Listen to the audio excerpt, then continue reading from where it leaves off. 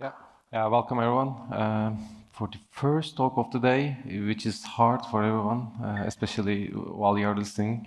Yeah, I will talk about a little bit about Kubelet today.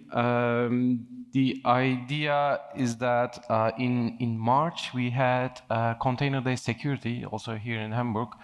And yeah, Kubernetes, we were also sponsors, and we were supposed to do some sort of workshop with the attendees. And yeah, we decided to do a capture the flag session, which I had never prepared before. And I was like, okay, let's do it. But we have a very short time, like a couple of hours. So, and I also didn't want people to do real hacking, like using tools or stuff, but actually to do some stuff based on some misconfiguration of the cluster. So, well, opening up Kube API server would be too obvious. So then I was like, okay, let's try it with Kubelet. And well, I will explain more, but Kubelet has some, I mean, you can also do some stuff out of it, and well, it was a nice experience. And then, yeah, I just wanted to talk about it in a lightning talk a bit more, how we did it or how things can go wrong if you do not secure it properly. Yeah, so my name is Koray, I work for Kubernetes, and I'm Turkish, living in Istanbul. The whole company is remote. Yeah, I'm interested in things around cloud native, Linux, Kubernetes, and those kind of stuff. Just a recap of the Kubernetes architecture is we have the control plane and the worker nodes. On the control plane side, we have the API server, scheduler, cloud control manager, and our database etcd. And on the worker side, we have the kubeproxy, kubelet, and our container runtime, and finally our pods and containers, all our workloads. And etcd is our database, and the only component that can talk to etcd is, or write to etcd is Kube API server, and everything else or all the communications goes through Kube API server within the cluster. Also, when you run some kubectl commands, you also communicate with Kube API server and then diverts you to the related place. So what does Kubelet do in that picture? So it runs by default on port 10 to 50. And its main role is to get the pod spec from API server and start the pods or the containers on your worker nodes. So that's its main purpose. But it also helps you to fetch the container logs. If you want to attach to containers like a kubectl exec, again, you go through Kube API server to Kubelet, and it's same also for kubectl port forward command. So it has some important mission within the cluster.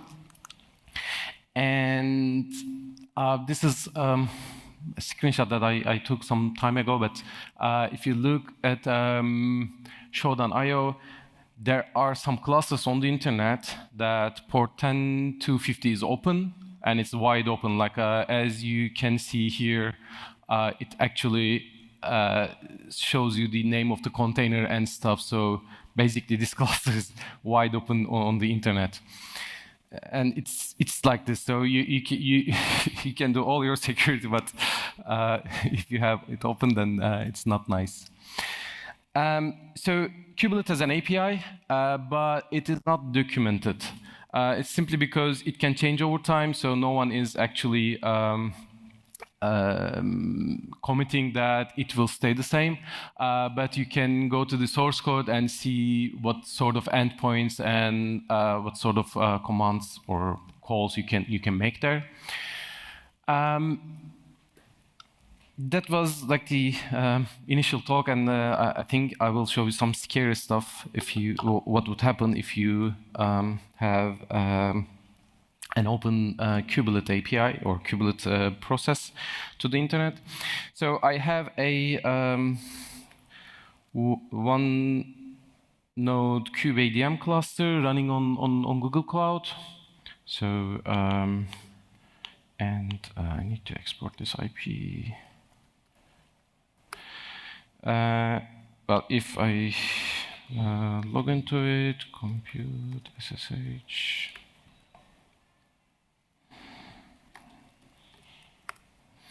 You see, I have some stuff there. I have, yeah, for the demo, I wanted to run PostgreSQL, but I had issues with PVCs and stuff, so I have one running Nginx container.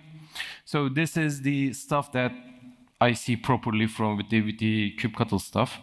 And for the sake of this demo, I need to get some copies, like to make it faster. So yeah, for the sake of this demo, I just enabled anonymous login to the API server, and I also for the authorization I said always allow. So of course by default you shouldn't do those kind of stuff, but of course you can also communicate with it like with proper certificates, etc. But yeah, then so this part was my cluster itself. Now I'm on my local machine, and yeah, it's not nice to show those ones.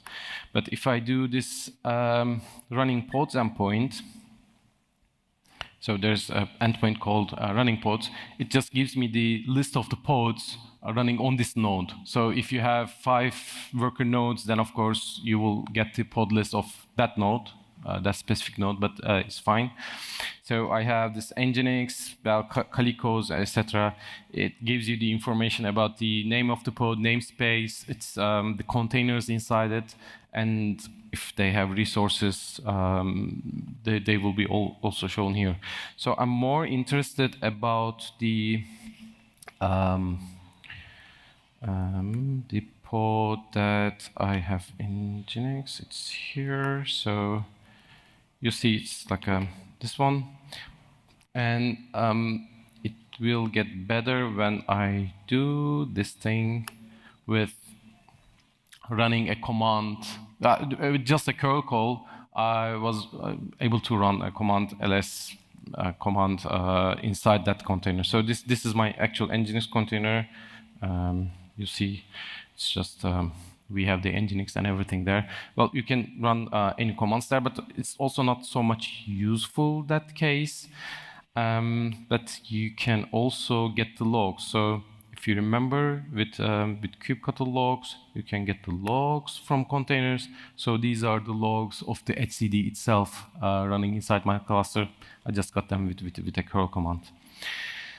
Well, the more or the better stuff would come with the running something inside the container, so to exec into the container. So I tried it with WSCat to create a WebSocket. I was able to get the prompt, but I'm not able to interact with it. If someone knows how to do it, I would be happy to listen. And eventually there is a tool from CyberArk. It's called Kubelet.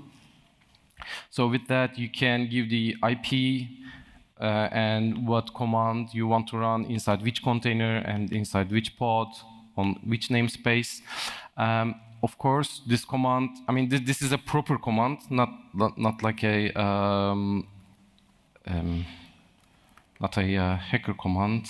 So it has like proper options to give the certificates or other stuff to be able to connect. And these are the available commands. And these are basically the most of them are the endpoints that you can use on Kubelet API. And again with this command, so I want to exec into the container, the Nginx container. So here I am there. Okay. TC Nginx. I can like touch my.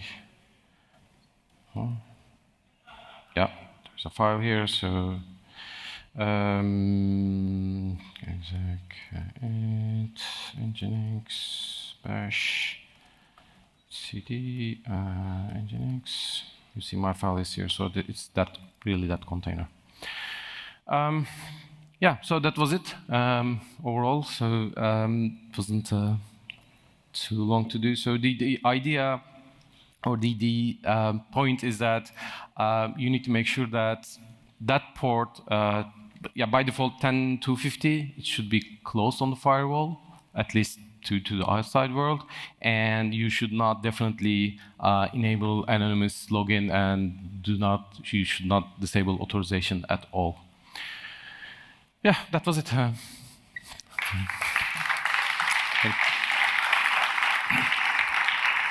Well, excellent. I think that's the fastest time from slide to demo that I've ever seen, and I'm here for it. Like, we should do more of this. Less talky, more demo. I am trying to pull up Slido, which I'm failing at, which is excellent. So can we agree that you will all meet Koray in the hallways when you have a question for him? Yeah, and I'll make sure I'm better prepared for the next session, and so I'm really sorry. No problem. Yeah, I'll be at the Kubernetes booth, so just and there will be more demos at the booth, I've heard. So. Yeah, why not? So that would be good. Well, it's a thing now. So thank you so much. Yeah, thank you very much. We're setting up for the next talk. So if you want to quickly still grab a drink or a little snack, you're totally empowered to do so. The next talk will need some audience participation, which is either super up your alley or outside of your comfort zone, and then it's also very good. This gentleman is like, no, like, audience participation, not so much. All right, see you in a little bit. Thank you.